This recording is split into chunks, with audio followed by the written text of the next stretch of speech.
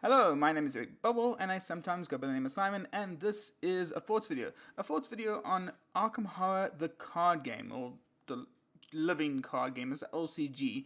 So, what do I think of it, and is it good for you? Well, the first thing you have to know is LCG means it's a living card game. That means instead of having to go to a store and say pick up a booster pack, you instead just go to the store and pick up a booster pack, but all the cards are predetermined. That's why there's none of these kind of rare and mythic rare and uncommon and common cards. No, instead you just simply will get a pack of cards. And what's also interesting is this is also a co-op game. There's no competitive play. You're basically trying to work with a friend or even by yourself to try and beat a scenario. And what is really cool is this is story driven, so you're playing through a story. You can always, there are different scenarios, so each time you go to a store and get a booster pack, you will play through that scenario. But the scenarios are kind of joined together to tell this kind of elongated story. So if you, for example, there is 2 cycles, or there's going to be 3 cycles pretty soon. But the one cycle is the Dunwich Legacy, and the other one is Path to Carcassonne. I think. I hope I'm saying that correctly. But essentially, if you go the Dunwich Legacy route, then you will be playing three scenarios in a kind of expansion, and then there's going to be 6 boosters or blister packs as they call it that will come along, and each will continue on the story until you get to the finale. And that's actually quite cool because what that means is you're basically paying for a movie night. Now, there's obviously the thing where you kind of can't play the story again or the scenario again because you kind of know what's going to happen, but they have actually done it very cleverly because you see there's a lot of replayability in this game. Firstly, you're playing as an Arkham Horror investigator, so you're going to be choosing between different characters, each with their own deck building restrictions. So what's really cool is, for example, Ash and Pete here will have certain special abilities, and he also will have certain deck requirements as to what he can put into his deck and what he can't. And likewise, even though they're the same kind of class, the Survivor, William Yorick here is also completely different, and his deck building requirements are different as well. And even Wendy Adams is all different, and that's really cool. So you can play through a scenario 3 times with the same class and still have 3 very different experiences because of what kind of deck you're going to be building. That's what's great about this game is you are slowly going to grow your deck and change cards around, and perhaps you like particular strategy. For example, like Yorick can keep digging up equipment cards, and so you know in the game we played, the one guy had a baseball bat and kept on basically breaking over monsters' heads and then bringing it back from the grave, and that was pretty awesome. So you have this really customizable play, and likewise, if you're playing with more people, you can just bounce your ideas off other people and try and complement your skills. So it becomes more of a co-op game where you're trying to make it like, okay, well, I'm going to be the damage dealer, you're going to be the one that's trying to investigate stuff, because this is still H.P. Lovecraft's mythos. So the Cthulhu stuff, and it's all supposed to be mystery and scariness, you're not really sure of what's going on. And it kind of works. So I never really liked Arkham Horror, the base game. I played it once and thought it was far too long, and thought it was a rampant, no nonsense. Oh, it's messy. It's a very messy game. And then you had Eldritch Horror, which is kind of the expanded version of it, which means you go all over the world.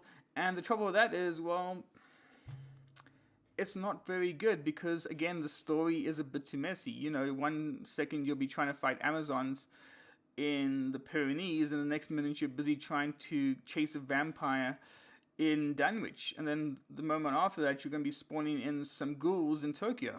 It's just, it doesn't really make sense, and they do try and keep it somewhat to the theme of the old gods. So if Cthulhu is coming around, there's a lot of Drowner and Waterdeep characters invading, and a lot of his cards kind of play off that, but it never really works entirely because a lot of the event cards that happen when you go to certain locations are simply just going to always be there because those are the event decks.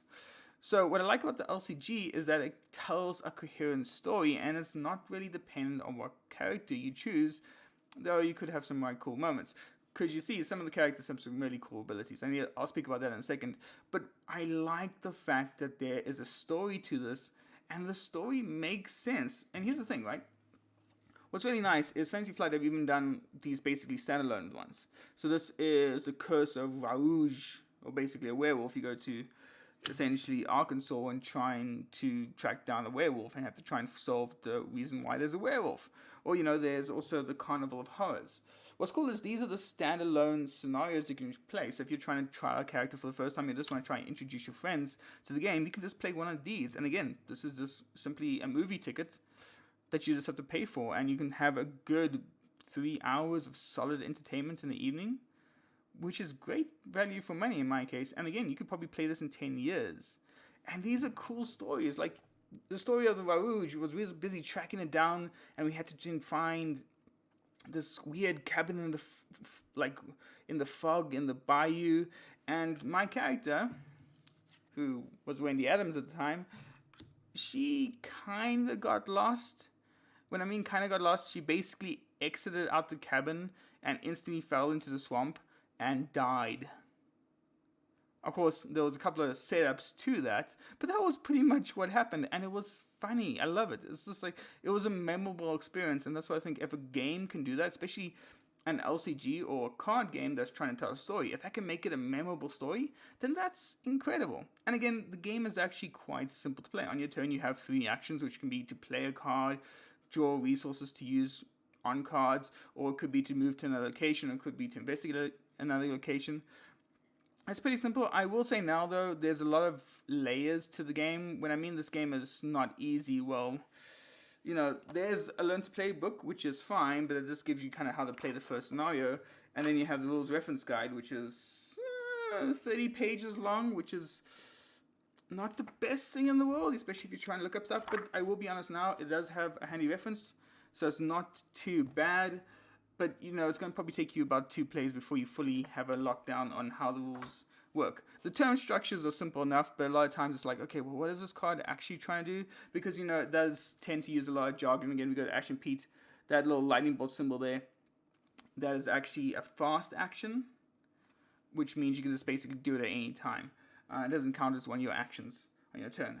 And that's quite nice. I will say a lot of the things I like about the game is just how thematic it is. It is obviously H.P. Lovecraft's Arkham Horror, but you'll have these wonderful cards, and again, I have to say the artwork is fantastic. I don't even like the H.P. mythos that much. Like, I'm not that kind of person to really like it, but you have Bandage or First Aid, which is just a beautifully weird card, or you just have a pistol. It's a 45 automatic, and what's great is these cards basically do what you think they're going to do. If you get some, physical training, then obviously it's going to increase your strength on turns. If you get a Bandolier, it's obviously going to give you more items to then hold. If you, for example, hit someone with a vicious blow, it's going to do more damage. And that's, again, great. And what's nice is there's different playstyles. So like I said, this is the Guardian deck. So if you like to, basically kill things, this is the one to go for. But then you have other classes. You have the Rogue, which is all about stabbing people and then hiding away from them or trying to pickpocket them for clues. It's fantastic. And then what else? You have the Mystic, which is this weird kind of sorcerer guy. And again, there's 3 characters already. And if you get the next expansion, there's 4 characters for each class. Or for example, you can play a Seeker, who's all about trying to find clues and trying to help his allies. And, put it this way, the last time I played the Seeker, it didn't go really well. Now, to be fair, what the game also does shine is this in terms of how the stories happen. You see, the thing is, you can lose the game. You can lose the scenario you're playing with. And the game does a good job of kind of saying, your investigators died and new ones took over from them. But it does it in a nice way. It gives a very good narrative plot point to it. Likewise, if you manage to succeed, then it actually changes the outcome for the next scenario. And that's quite cool. So you kind of feel this level of progression as you kind of build this character. And likewise, your character only has a certain amount of health and a certain amount of stamina, or what would be brain power or mental fortitude, I guess you could say. And trust me, when that hits 0 and you become basically a bit more weakened, it feels terrible because you now have to go into the next scenario with a character that's weaker, but your deck has become stronger, and that's a lovely balance that's been occurred here. Overall, I think this is a fantastic addition. It does basically what Eldritch Horror and Arkham Horror try to do, which is make a really compelling story out of the H.P. Lovecraft mythos. The gameplay is fun and satisfying and creates memorable moments. There are a bit of tassels with some of the rules and trying to learn those rules, but that's a minor thing. Everything else is nice. The quality of the card art is fantastic. The layout of the cards is decently done. I mean, there's one minor thing where I don't understand, like, this one has a 0 cost, but then, you could have another one which just has a symbol on it. It doesn't really make sense. So there is a couple of issues with layout that I'm not completely happy with, but again, that's a minor detail. The only downside is obviously if you want to play it more often, you're not going to get much value out of it, because again, the scenarios are so impactful the first time around when you don't know what's coming at you, and that's basically the whole point of H.P. Lovecraft. But the game does allow you to play through scenarios again. So if you're the type of person that kind of doesn't want things to be spoiled, then, maybe avoid this game. If you don't want to play through a scenario twice, then you might be thinking you're not putting enough money in, and you're not getting enough worth out of the money that you are putting in. But then again, this game isn't too bad. I will say one other thing, though, is that to play with more than 2 players, you kind of need to buy an extra core set, so some of the base cards you have, which will most likely go into any deck you make, you want to have enough of them. This isn't a problem later on when you have like 3 deluxe expansions and about 20 blister packs to get through, but it's a nagging thing. It's not, again, as bad as, say, The Legend of the Five Rings, which required you to get 3 core boxes just to be, well, competitive. This is actually nice in the fact that you basically just need 2. And the game does play well with more. I have enjoyed it as solo play. I think I played it about 6 times as a solo player now, and then also another 4 times with my one friend. So that's like 10 plays in total, and I have only got through the base storyline, which is the one you get in the box, and the Arkham Horror, these 2 little scenario ones. I haven't even touched the 2 deluxe expansions, and there's another one on the way. There's so much content here to explore. Anyway, I think this is one of the best card games out there. You get such good value for money. It's a great co-op experience. There's not a lot of things wrong with it, I have to say.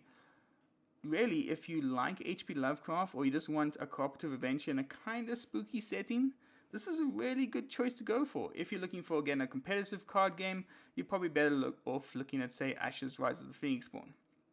But anyway, I hope you have enjoyed that. I hope you have enjoyed me talking about LCG for once. I hope you have enjoyed the kind of presentation of the cards. If you have, remember to hit the like and subscribe button. I make sure to always put out at least 1 video a week. And maybe you don't. Maybe you don't think H.P. Lovecraft really should be around anymore because of some things. Maybe you don't like the LCG model and actually prefer the trading card model. But let me know in the comment section. I'd love to hear from you guys. Anyway, that's going to be it for me. Thank you so much for watching. Bye-bye.